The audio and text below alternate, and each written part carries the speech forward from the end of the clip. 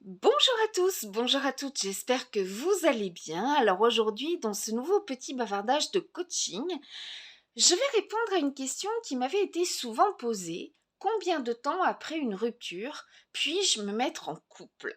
Alors, tout d'abord, tout dépend de qui a été à l'origine de cette rupture. Est-ce que c'est vous qui en aviez vraiment assez de cette relation? Est-ce que vous avez subi cette rupture?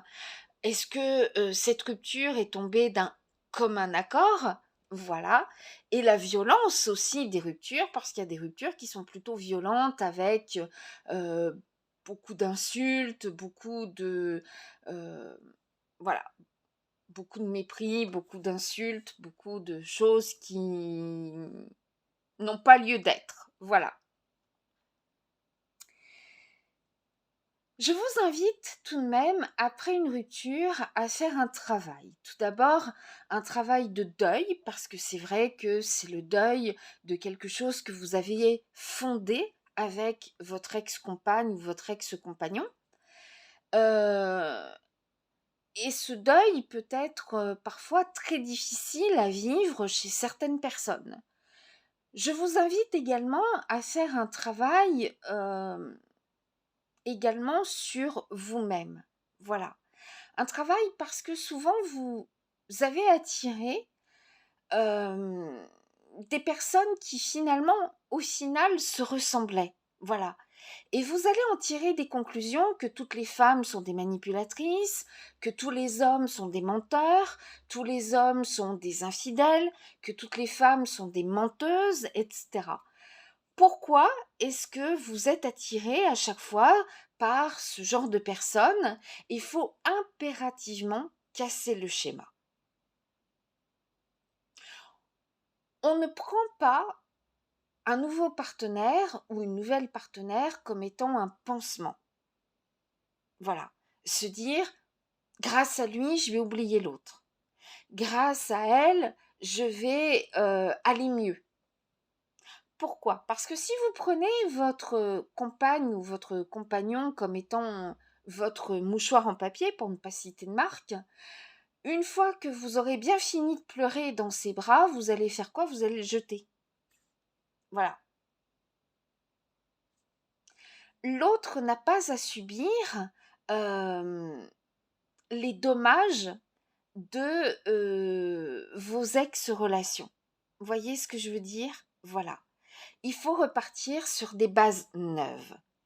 Je me rappelle il y a quelques années d'un homme qui était venu me voir en coaching et m'avait dit, voilà, euh, je suis avec une femme depuis 6 mois et j'ai beau lui montrer que je suis attachée à elle, que je suis fidèle, que j'ai des sentiments très profonds pour elle, elle est sur la défensive. Elle est sur la défensive, elle ne me croit pas, elle n'arrive pas à se lâcher complètement dans notre relation et je l'ai même surprise à fouiller mon portable l'autre jour. Et il était blessé, il était vraiment très triste et énervé parce que c'est la première fois qu'une de ses copines fouillait son portable. Voilà. Et il me disait, je ne sais plus comment faire pour qu'elle ait confiance en moi. À ce stade-là, il n'y a rien à faire. Il n'y a rien à faire, il n'y a rien à faire d'autre que l'inciter à faire une thérapie brève avec un psychologue, avec un coach ou n'importe, voilà, pour comprendre ce qui s'est passé et effacer la mémoire du passé et se dire que non, tous les hommes qu'elle rencontre ne vont pas être comme ceci, comme cela. Ou si tel est le cas, pourquoi elle tombe toujours sur ce genre d'homme? Voilà. Ça peut remonter à l'enfance, ça peut remonter à beaucoup de choses, ça peut être une certaine naïveté qui fait qu'elle tombe sur des personnes qui vont abuser de sa naïveté, de sa gentillesse et de sa confiance. Voilà. Ça peut être énormément de choses. Et ça, si elle peut le travailler seule, tant mieux. Si elle doit se faire accompagner, il faut qu'elle se fasse accompagner. Le problème en étant trop suspicieux, c'est qu'on va attirer ce qu'on redoute le plus. Voilà. Est-ce qu'il va me quitter? Est-ce qu'il va pas me quitter? Etc. Il faut que vous soyez dans la confiance. Tout d'abord que vous ayez confiance en vous et ayez confiance en l'autre. Si vous n'avez pas confiance en vous-même, vous ne pourrez pas avoir confiance en votre nouveau compagnon ou votre nouvelle compagne. C'est pas en fouillant ses SMS, c'est pas en le faisant suivre, c'est pas en faisant des faux comptes pour voir comment la personne est, etc., que vous allez obtenir quelque chose de positif. Voilà. Au contraire, la personne va se sentir dans une intrusion de sa vie intime. Voilà. Donc, ça va être contre-productif parce que, au final, le nouveau compagnon que vous avez risque de se mettre très en colère et vous quitter. Voilà. Donc, vous allez dire, bah, encore un qui se met en colère, encore un qui me menace, etc., etc. Voilà. Alors qu'au final, bah, vous aurez tendu une perche pour ça. Vous voyez? Donc, c'est pas bon. C'est pas bon du tout. Voilà. Donc, vous sentez-vous suffisamment prêt ou prête après une relation à tourner la page? Est-ce que cette page est véritablement tournée? Pour savoir si cette page est véritablement tournée, bien, lorsque vous allez évoquer votre relation précédente, qu'est-ce que vous ressentez? De la tristesse, de la rancœur, du mépris, du dégoût, de la colère, ou vous êtes neutre par rapport à ça? Finalement, si vous êtes neutre en vous disant bah oui, mon ex c'est une personne avec qui j'ai fait un bout de chemin, mais voilà, ça n'a pas marché et après tout, bah voilà, c'est que ça devait pas marcher. Si vous en êtes à ce stade-là, ça veut dire que vous avez tourné la page, que vous avez fait le deuil.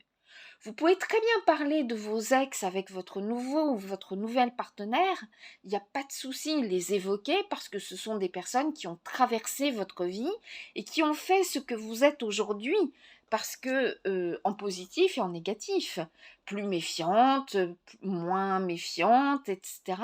Chaque personne vous apporte quelque chose dans votre vie. Voilà. Si vous en parlez avec une neutralité totale, c'est que franchement, vous avez fait le deuil total de cette relation et que vous êtes apte à repartir dans une nouvelle relation avec un état d'esprit tout à fait serein. Voilà. Et l'image sereine que vous allez renvoyer à votre nouveau partenaire ou votre nouvelle partenaire, c'est quelque chose de très rassurant. Voilà, c'est très rassurant pour lui ou pour elle. Voilà. Si vous êtes tout le temps en train de ressasser que votre ex était comme ceci, comme cela, que vous avez bien fait de le quitter, que ceci, que cela, vous n'avez pas fait le deuil de cette relation. Voilà. Même si vous vous êtes auto-persuadé que c'est mieux ainsi, que ceci, que cela, à partir du moment où vous en parlez sans arrêt, c'est que la personne ou la relation n'est pas encore digérée. Donc ne vous remettez pas dans quelque chose de nouveau. Voilà. C'est une phrase que je répète assez souvent sur ma chaîne, mais c'est vrai, on ne fonde pas un couple en quelques jours, quelques semaines. C'est quelque chose que l'on base sur des bases très solides et qu'on construit à l'infini. Voilà. Et on fait des efforts constants. Et on apporte tous les jours quelque chose de nouveau dans votre relation.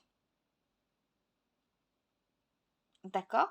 Et cette relation que vous êtes en train de fonder petit à petit sur des bases extrêmement solides pourra être un couple dans quelques mois, quelques années, etc.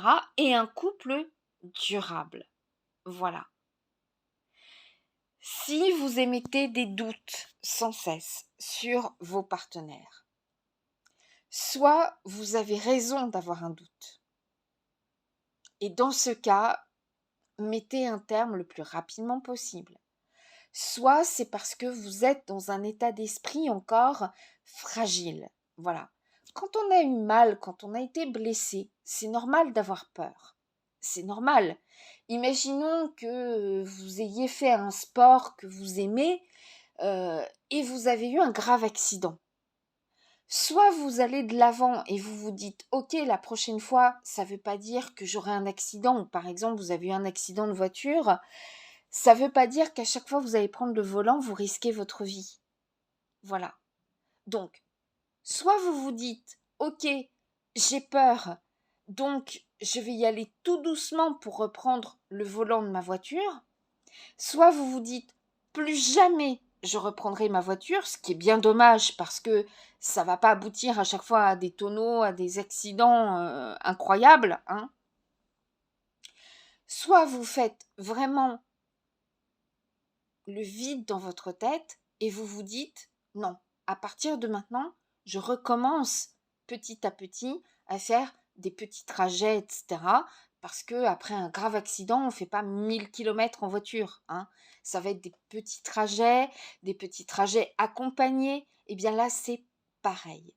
Là, vous allez aller petit à petit pour aller au-delà de vos peurs de la rupture, peur de reproduire le même schéma.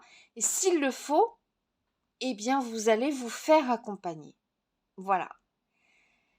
7 minutes coaching était courte, pour une fois. Voilà.